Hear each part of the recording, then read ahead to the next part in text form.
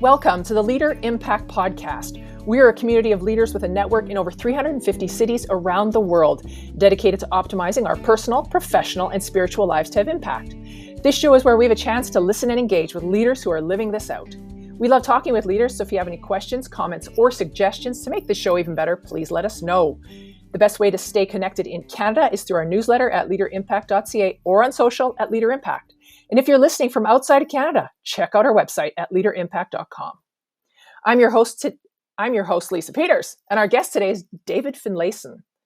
Dave works for the Nova Scotia provincial government with Build Nova Scotia and has a small sponsorship development company that supports professional sports and events. Over his career, he has owned a pizza shop, King of Donair, has been a product manager for Helly Hansen, and worked for a professional soccer team, the Halifax Wanderers. Dave was the chair of the Nova Scotia Leadership Prayer Breakfast that draws over 400 people to a yearly event to hear God's word, and is now leading a Leader Impact group that is endeavoring to bring 600 people together in May to change your heart, change your mind, change your world. Dave calls Halifax home, where he lives with his wife, Jen, and sons, Alec and Darren. Welcome to the show, David. Thank you so much for having me. I've been looking forward to it for a long time. I am super excited because today I just heard you are the MC of this big event coming up in May in Halifax. Yeah, there's a couple people in this world outside of my family that I can't say no to. And my good friends Jeff and Tibby are on that short list. So congratulations, guys. You got an MC. Yeah, I have the same. And it's Jeff, Tibby, and Bobby. Like, I can't. Bobby, okay. I'm like, sure, because he's my Saskatchewan guy. I'm excited to meet you. I have met a few. If anyone's listened to Leader Impact podcast, we met Jonathan Lewis. We met Jennifer Amiro and Joe DePencha. And I think they're all from Halifax. Are they still all there? Yeah, so Joe is back and forth to California these days. So he has moved back to the Sun with his wife and daughter. But he's still up here every couple months. He has a lot of clients up here.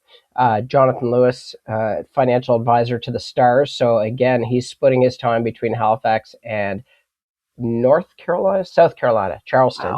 Wow. And Jen Amiro is actually in my Leader Impact group and has been on the show before. And all amazing, both faith and business leaders.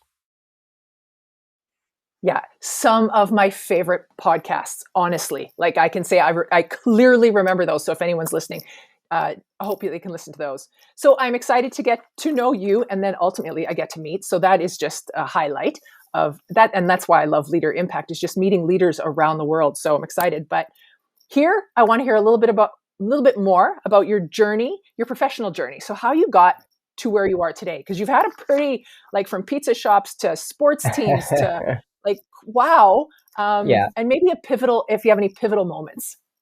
Yeah, there's been a lot, as you can imagine, with the bumping around. So my dad was in the military, doctor in the military in the UK. And so he met my mom, who was a flight attendant with a great airline called Dan Air that flew all over the place. So occasionally she'll still regale us with stories. We came over when I was 2 to Winnipeg. Then he was posted to Ottawa, and then he was posted to Dartmouth, Nova Scotia. And then when he got out of the military, he stayed working in Halifax, and we made Halifax our home. So basically we've been here essentially since 1985, minus a year that I went overseas to do my MBA in soccer management from the University of Liverpool. There was a dual reason I wanted to do that. Number one is my passion for the sport, and I'd been looking to do an MBA program after finishing my commerce program at Dal.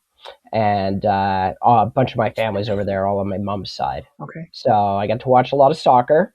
I got to investigate the nightlife of Liverpool, which is quite similar to Halifax. It's pretty fun. And then when I came back, my mom was recovering from cancer. So that was part of the reason that I came back. The other reason is because it was the only job I ever got fired from, working in the UK. And it was so devastating for me. I was working with a company which at the time, now this is 2001, was dealing with directly with soccer players online sales. Like that was not a thing back then. They just really started getting online. And because I hadn't, I tried to do everything myself. I tried to find all my own solutions. And as a young 25-year-old, probably wasn't the best idea, because sometimes the best ideas are just sitting right in front of you, and someone that's experienced could just go, why didn't you just do this? And I had no answer for that. And that ended my short career in the UK. But it was a great time to come back. And I've carried that lesson along with me for a long, long time. So that was interesting. Then I worked 3 or 4 different jobs, generally all with entrepreneurs, where I'd come in as like their number 2 or be their sales person, business development person. And then the opportunity came up because I was looking to do my own thing. And King of Donair, this is 2004, they were looking to expand across the country. They were very excited to get going. They'd hired these groups that were in charge of franchise development. And unfortunately, it didn't last. It wasn't a great fit for me. I was working 100 hours plus a week, soon to be getting married. And so I proved to myself I can work 100 hours a week. But even that, as I look back on that experience and what it could have done to my potential family life, as I'm looking back now after like we're 18 years of marriage, close to, it would have been probably devastating for my family life and that. So learned I could do it, got a great out to move to Halifax. So that is where I spent a lot of time just thinking about my network. So I was traveling all over North America, even into Oslo to see our friends at the head office there. And so I built up my network through my fraternity, through my university, through being just known as a, I don't know, person of interest, or Hali famous, I guess they could almost say, in Halifax, to continue to build my network. So like whether that was in church, whether that was in business and sports, whatever it was. And so I just got to be known as like that guy around town that if you needed a contact at a certain level, people would reach out to me, and I just introduced them and help them along. So it just really got me refocused on my network. And then my last one before I joined the government was I'd heard a rumor of a professional soccer league coming to Canada, the Canadian Premier League. And so I knew the guy that had been mentioned. We hadn't worked together, but we talked about different things over the years. And so I went and nailed him down for a beer at one of our local establishments. And we talked about a bunch of different things. I didn't think it was going to come to pass. And then a couple months before the league started, I got a call. And he's like, hey, if you can come in and do this, then I got a job for you. And again, that had been a network I'd built up over time. And so another just key learning lesson, and basically worked with a startup soccer league that's obviously still going today in year 8, and still have a lot of time for those guys on the soccer side. That's great. One thing that grabbed me, well, definitely when I look at your journey, and and you mentioned the network, sometimes we feel like something is a failure, but we shouldn't look at it like that, right? Like you made a network, and you're moving it to where you are today. So that is a great journey. I want to ask you, you mentioned the word, right? I think you're about 24 years old and you got fired in the UK. You mentioned the word devastating. What at 24, how devastating is that? So like what was that? So I got the job because this gentleman who is very well known in the UK as like basically the guru of soccer marketing, like when there was no real soccer marketing, like it's not what we know today, had come in and spoke to our class, and I cornered him after the class and said, I want to come do an internship with you, and then we'll see where it goes. And so I got that and got the job. So I was literally going to see professional footballers all over the UK. I was going from photo shoots. I was doing retail development. I was researching soccer players that we should buy the rights to, and it was a really cool open concept office before that was a thing. And there was always Coldplay, Yellow had just come out, playing in the background, and very social. So, Friday lunches at the pub, soccer teams, soccer games, random England soccer captains showing up in her lunchroom in the evening. Like it was amazing. And anyway, so that's why it was so hard for me, is like I thought I'd found it. One piece that I didn't have while I was over there, I didn't really have any spiritual grounding when I was there. I'd gone away from my faith for a couple of years at that point, and there was just nothing like holding me there, grounding me. So it was very difficult. Yeah. I've been in a similar position where it's just the job is awesome. And I actually left mine, but I couldn't believe I'd left. Like I felt sick. I knew that it was time to leave before, something happened, but I know that just devastation. But now I look back, it's easy to look back, hindsight. Yeah, it was meant to happen. But the devastation you felt at the time, I can understand that. Thank you for sharing that. Oh, yeah. So we love talking about best principles of success. If you have one and a story to share about that. Yeah. So, and it's funny because it kind of ties in with some of the scriptures that I've been kind of thinking about recently. And the biggest one that I've been focusing on right now, and one that we've been talking about in our leader group, is just giving all the decisions to God. And I've heard it recently on some other podcasts that I've been listening to. Like Sports Spectrum, where they're talking like how it affects their athletes, how they've given every game, every play to God. And that's something that I've been really working quite hard to do. And I never used to ask him for his permission, or is this a good idea? And I still feel like I'm a newbie. I still feel like I'm kind of asking him, but maybe not being as patient as I should be, or just praying enough. And so that's really been a focus for me, is just kind of amping that up as I go. So that's really one of my big ones right now. Yeah, that is not the easiest thing to do. I'm currently doing kind of a class, Hearing God, and we're talking about obedience. And it's really easy to be obedient when it's, something like, oh, I hope and I pray. But when it's those little things, we forget to pray or to ask. Like like you said, just in every decision. Yeah, and I'll tell you who's really like who I'm giving. Well, besides God, who I'm giving the love to on that one is my LeaderImpact group. Because as you know, like we're supposed to be a mixture of like, let's say, the hard driving Catholics, the people going to church, and then people that are interested, right? And we just ended up with a group that has veered more towards the very strong Christians. And so you get called out like in that small Yep. group, and it's okay. Like we've built that trust, and that's amazing for all of us. But Vince and Jeremy and Jen and Chad, and sometimes they don't even have to say it. It's just by their actions that they show me what they're doing. And I'm like, why are they? Oh yeah, because I'm supposed to ask Jesus. And they just do it. Like they do it. And I'm sure they have their own struggles as well. But it's in them now, and it's routine and it's habit. And I think it's building those habits like you would in sports or training or food or whatever you're doing.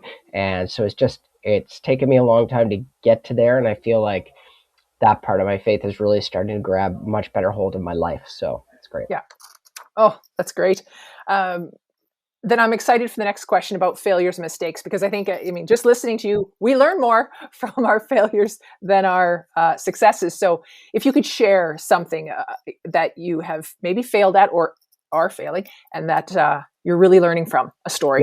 Yeah. I mean, really, it's kind of the flip side that I look back on like my career and all the times I never asked, like, was it actually a good decision to go run a pizza shop at 100 hours a week with no experience in retail, B2C marketing? Like I knew I could work hard. I had the personality to like engage with people, do corporate sales, do all that kind of stuff. But like the day-to-day grind of like, hiring and firing, just dealing with people as you get to the door, dealing with angry customers. Like I didn't know if I could do all that. And so just a lot of time I've just been thinking about that, of like, would this have gone the same direction if I'd asked those questions? Mm-hmm. Right. And probably he was just guiding my steps anyway. But at some point it's just like a few years ago, it's just like, you're going to listen now? Like, are you going to take this all on and go? So I think that is the mistake, is not coming around to that early enough, because I think that just could have given me such a better base of where to make my decisions from. That's so I always think when I hear something, because we're both raising children, and my daughter, we were just talking about this the other day about mistakes, and I'm like, don't look at it a mistake, look at it as part of your journey, and go, okay. And the thing, my words were, we win or we learn. We don't lose. Like we win or we learn, Ellie. So if you're Yeah. listening to me, and I have to believe that, because I don't want to look back and regret and be angry and go, I shouldn't have done that, or why. Just go, you know what? I learned that I couldn't do it with a family and 100 hours a week, and yay for me. Well, and I think I heard that, I might have heard Yeah. that on your podcast with our Olympian friend. And you guys were Cindy. talking. I was listening to that the other day, and I was like, yep, that's Yeah. coming from a real place, right? Yeah.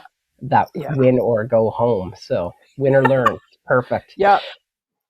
Okay. See, now there's two of us that believe that, if Ellie's listening. Yeah. There you go. All right. So I'm excited that you, Halifax is getting more involved in Leader Impact, because I think that's only within the last couple of years. So obviously, we want groups to grow. We want them to grow in our personal, professional, and spiritual lives for increasing impact. So I'm wondering if you're willing to share an example of how the spiritual makes a practical difference in your life as a leader. Yeah, I was thinking about this when you sent it over. So our group's been really interesting. So Vince Savard, who I am sure will be on the show at some point, his love for the Lord is amazingly strong and comes through the screen right at you. Like, we have a 7:45 tomorrow morning Zoom call that I have to mentally prepare myself for the level of intensity that's going to be at when we're talking about Jesus, which is not a norm for me. But he asked me, he'd met Tibby. He'd asked me, is this something we want to get involved with? Like, would you consider joining these groups? And then Jonathan Lewis at the same time had started his conference, which is Spark. So the first Spark conference we did 3 years ago now, 3 years ago in Moncton, that drew 100 people. And Jonathan was able to bring an amazing group of speakers together. Now, the reason they both asked me at different times was because I was the chair of the Nova Scotia Leadership Prayer Breakfast, which was just a yearly event. And this yearly event, like when I took it over from Bruce Havel, who's one of my great spiritual mentors, we were drawing 300 people. By the time Bruce and I had redone our group, we were up to 480 came to the last breakfast that we had. And it was amazing. And the speakers, like, it was with music, but we were trying to get politicians there. So it's people of faith, people not of faith. And the reason we started to shut that down, besides COVID, was part of the reason that I got into Leader Impact is that I felt good about the seeds we were putting out, but there was never any follow-up. We didn't really know, like, were people then going to church? Were people then taking some of these ideas and bringing them into their work or their family? We didn't know. We get a couple of nice emails saying, yeah, great event, love the speaker, great work, I'll be there next year. But I was looking for something with more longer term impact. And so when Jonathan started talking to me about it, and the speakers he brought up were just unbelievable. And Tibby, Jeff, and Dorothy were all there helping along with the event. And I think they were pretty blown away with the level of speakers he was able to bring up from all over the place. And now he's got his next event, which is Spark in Calgary, coming up at the end of May. And we have our next Leaders of Impact. We kind of co-opted the name a little bit because we wanted everyone to come out of there being leaders. Last year, we were able to bring 380 people together and hear a range of stories, speeches. We had Braden Douglas as our keynote speaker. He gave 3 sessions, and as you know, he's unbelievable. Yeah.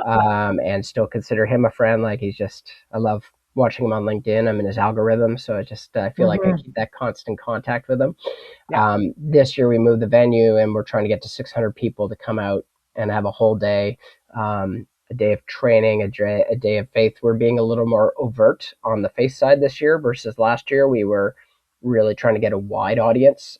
This year we're narrowing it down because we want people that have at least a little bit of knowledge to come in and really push them a little bit harder. I think we're seeing this at all the churches. It's like, we feel like we got to start asking some of these harder questions now. Like, can't just be in the pews for an hour a week, right? Or an hour and a half at my church, but we need them to go out and make an impact in their community. So all of that to say, there's like some amazing events coming up through May. So we've got the May 1st weekend in Halifax with Leader Impact Global. Then May 23rd, we'll have our Leaders of Impact in Halifax, and then Jonathan's is the next weekend in Calgary. So Yeah. just a lot going on for Leader Impact, and hopefully May will be an absolutely amazing month. Yeah. I have to ask you, just listening to this journey of the events, do you think that you were ready to do a Leader Impact lead where you are today, a few years ago? Were you? Because sometimes I don't know why they ask me to do the things they ask me to do, because I don't think I'm ready. They think I'm ready, so I just show up and go, okay. But how have you changed in your faith over the last? Because I think you sort of went away Hmm. when you were younger. I did the traditional, Yeah. left after high school, came back at early 30s, right? And Oh, it was my mom that offered me to come back. We wanted to go find a new church. We found a really inspiring pastor. We had gone to Roman Catholic churches with some gentlemen that are very strongly involved with Alpha yeah. globally, and then Divine Renovation, which is a ministry committed to helping churches like Mhm. do everything better, essentially. And it's just awesome. So now I'm at the St. Benedict Church, which has great leadership. We have over 2,300 people come through that church over the course of a weekend, and the leader support that they give, so they actually go out of their way to train the leaders within that parish. I don't think I would have been ready to do anything other than just the events. Like, I can definitely run the events. That's like kind of bread and butter to my career. But being able to weave those faith discussions into it and be able to have like those deeper conversations, that couldn't have happened for me until I got involved with like Jonathan, Vince, Bruce, and then the Leader Impact gang has really amped it up for me, because the type of work we're doing in those groups gets so deep so quickly. So even if you're doing like a John Maxwell book, then all of a sudden you're like, how does this tie into my faith? How does this tie into my business? Yeah. It's so amazing to I know. actually watch the development go. Now I can actually have a conversation about how this part of my faith ties into the business and ties Hmm. into like things we could be doing in business. And then um, I would say I consider myself like theologically a little bit behind of where those guys are in their faith journey. Like, I have a hard time like Yeah. reciting scriptures, but I kind of know the intent. So that is like an area I'm trying to get better. But then when you're being pushed by guys like Jonathan and Vince and Jen, like, it's just amazing to watch the curve go upwards. Yeah. Oh, I love every part of that. I was probably 17 when I went away from the church and came back after I was 30. Like, I think it was 31 or something. So and now I'm on the curve up, and Leader Impact has been a huge part of that. So thank you for sharing that, and I feel better. I feel kindred. Yeah. Um, so Leader Impact is dedicated to having leaders having a lasting impact. And as you continue through your own journey, just wondering what you want your faith legacy to be when you leave this world. So this is a tough one for me, because it's I still feel like I'm in the beginning part of building it. Yeah. Like, again, like, if we are on the bottom of that curve and it's starting to go more towards at least diagonal, as opposed to flat line, there's Yeah. so much there. The thing that I've thought about a lot with regards to all these different events, and the Leader Impact Group, is I just want to see other people that have come out to that have their lives affected through their whole lives. So whether that's their family life, their work, their community, or their faith, like, I just want to see that development. And so when you one of the best things that happened for myself and Vince with our group over the last couple of years is we randomly ran into a wife at Costco of one of our members who said, my husband's like a new man now. And that was from Wow. just sharing in our group for a year and a half. And like, how can you beat that, Yeah. right? Like, that guy is now like, he was on a good faith journey, but now he's woven that into his family. He was able to have discussions with us that he couldn't have with any other members of his family, just because Yeah. the cultural hierarchy within that community didn't allow him to Mm. do it.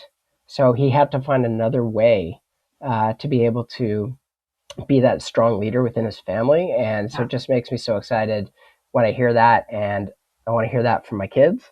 I want to hear that from other people within my family. And I want people to know that, like, hey, they can come talk to Dave at any point, and I'm probably not going to have the greatest spiritual answer for them, but I can point them to the right people that can give it to them.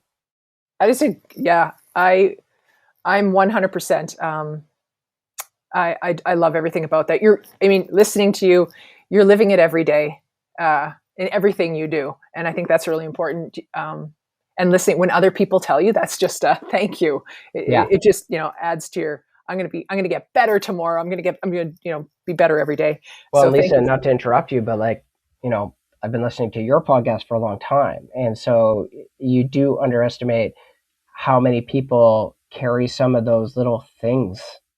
Like it might have been one thing, one question you asked, or one piece of feedback that they gave. Yeah. And you're like, man, I'm still thinking about that with the Olympian like a few days later. So why am I holding on to that piece?